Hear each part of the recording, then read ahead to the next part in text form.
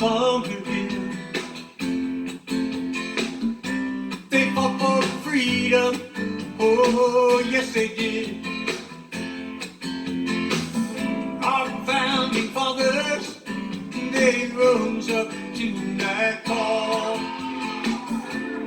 rallied to the fight for the king. So we're here in West Palm Beach, Florida, waiting to welcome President Trump. I'm here with Jennifer, who is a very dedicated supporter of Mr. President Trump. So what is the message you would send to him today? I want to say thank you very much, President Trump, for giving us this opportunity to expose the swamp in DC. I did not know that. I'm a legal immigrant from Germany originally. I was among the first people that he invited to Mar-a-Lago on March 18, 2017. Just standing on the side of the road, and had us picked us up and brought to Mar-a-Lago to personally meet him. It was beautiful. Okay. Steve Bannon was there, and it was just a wonderful day and a great honor to meet him as a German citizen. I'm very honored to have met the president now several times. Yeah, I'm sure that was a big honor to be there. So she said she was at the Mar-a-Lago Club, one of the first people that got invited by President Trump to go there, which is now expected to be his permanent home here in Florida. So I'm just wondering, Trump has said a lot of things about this is just the beginning of the journey, things to that nature. So what do you think that means? I think he will continue to expose the corruption, the lies, the cheating that has been going on for many years, I think. I had no idea when I first came to the country that this is even going on. I think in these 4 years, our eyes have been open to fraud, to corruption, to that America was not first to a lot of presidents, but it was first to him and to us patriots. And that is the difference. And he will go down as one of the best presidents in history because he made America first. He made the American people first versus other countries, versus people that don't belong in this country, that are illegals. He has made America and Americans first, and that is what I thank him for. It was a great honor. I have actually changed my profession as a 18-year therapist to become a corporate flight attendant because I wanted to work for the campaign, fly for the campaign, and I still hope that I can distribute my service to the Trump family, and hopefully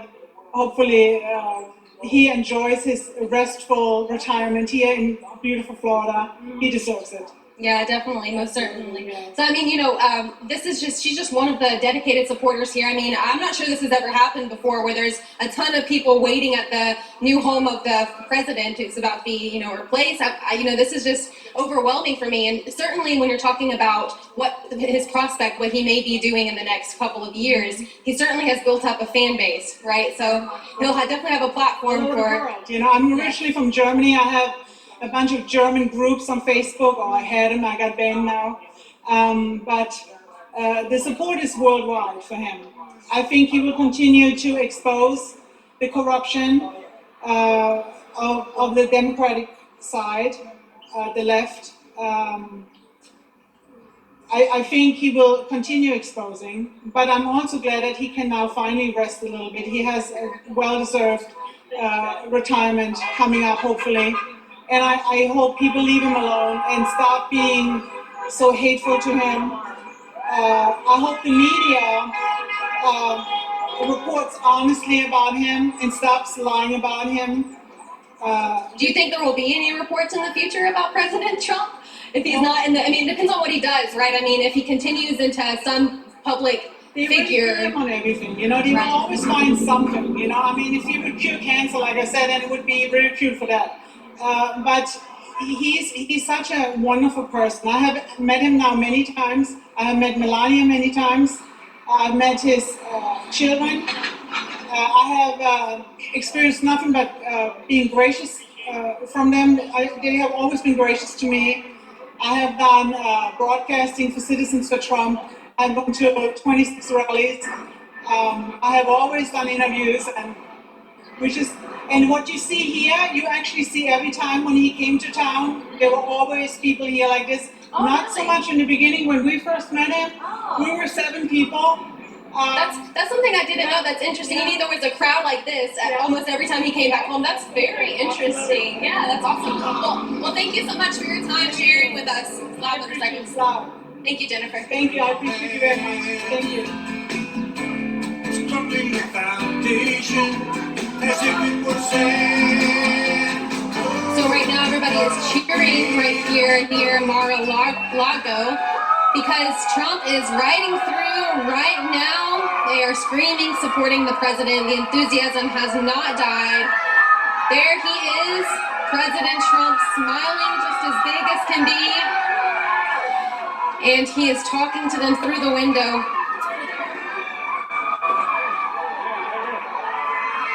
There he is, passing through. He was just smiling as big as can be, waving at these supporters.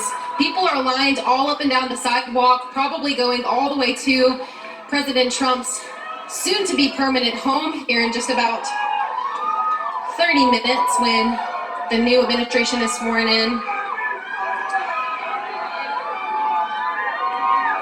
There's Miss Melania in the silver car, waving to all the supporters. They're smiling as big as can be. You can tell they are very touched by everyone here showing their support. And the people that we spoke to said that's all they wanted, just to show President Trump that they support him and love him and will stick with him no matter what. Said I'll go step once again. Masquerading as a friend. A storm is brewing all across this way. He's forever my president. I don't even care how they lie, cheat, and steal. They can't take this from us. 75 at least million strong patriots. Not a chance. What do you think he'll do in the future? He says he's still going to be involved. What do you hope or expect from President Trump? I'm still praying that this isn't it, that we're going to find out more today. That's my prayer. But the rest of my prayer is that America will stand up and quit being pansies and afraid to stand up, not in a violent way, but in a truthful way. Let truth prevail. I believe President Trump and his family have a lot more to give, but I'm praying it's in business here in Florida, that they'll bring business here like we've never seen before. Prosperity, prosperity, prosperity. Thank you so much. Yeah, we're hoping to. We're hoping the whole movement that we built just keeps continuing. We've got a lot to continue to celebrate. It's a celebration of America, America first, you know, the American spirit, American ingenuity, and that's what the whole movement was about. That's what Trump brought out in everybody. And what started as basically little organic events all around the country metastasized into a national movement. So we're hoping that, yes, we can continue this momentum like post-Trump presidency.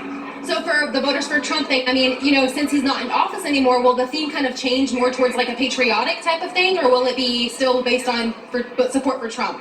You know, I think we'll always be honoring President Trump and what he did, so I don't think you're ever going to not see the Trump flags, but it will be based on, you know, more of a patriotic celebration of America, something that's been sorely missing pre-Trump.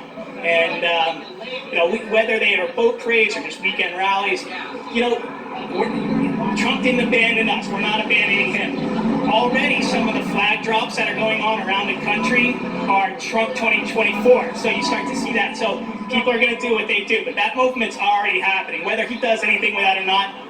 But that's how inspired we are to do that, you know. That's awesome. So where did you come from today? Homestead, Florida. Okay, so how far was your drive? A couple hours south. So what is your message today? When Trump arrives, what do you hope the feeling that he gets when he's driving through here to his soon-to-be permanent home? You know, for me, I just want him to feel the respect and the joy, the enthusiasm and the pride, the American pride that he gave us the opportunity to express all year long. And I mean, all 4 years. And it's just it's a big thank you. I mean, we are literally, you hear at the rallies all the time, they're chanting, "We love you, we love you." Well, that's what he's done for a large population in this country. And it's a big thank you. It's a big heartfelt thank you. We do. We love him and we appreciate him. And now I think there's this renewed love for America that's not going away. Thank you so much, John. I appreciate it. Thank you. Nation under God, fight for freedom and justice for all. So we're here here with Michelle, who is a Florida native, and I just overheard her talking about the importance of being involved on the local level in order to make a better future. So can you just explain a little bit about what you mean by that? Well, generally when change happens, as significant as we're talking about potentially communism, it happens at the local level. They start infiltrating the school boards, the curriculum the children are taught, local government, so maybe your town councils, some of your zoning boarding, and then from there it continues to grow. So it may start at a town level to a city level and so on and so forth. It doesn't start at the top. It's not our president is not going to drive something like this. So I think it's extremely important. I'm 56. My kids are 30, they're very successful, is that you get involved at the local level. When your kids are in school or even not in school, your grandchildren, see what's going on at the school board, see what's going on at the town council meetings, and stay informed and get involved. So are you very involved with your local government? No, so I was working up until 2 years ago, so when I was raising my children, I was involved. Right now, I'm taking a little bit of a pause. I just recently retired, so I'm enjoying retirement life.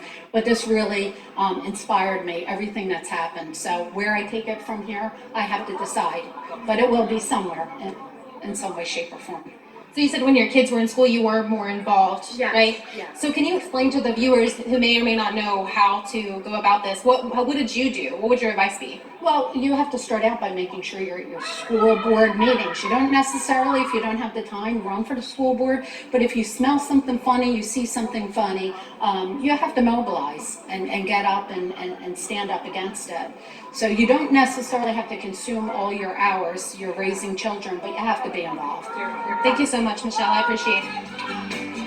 One nation under God,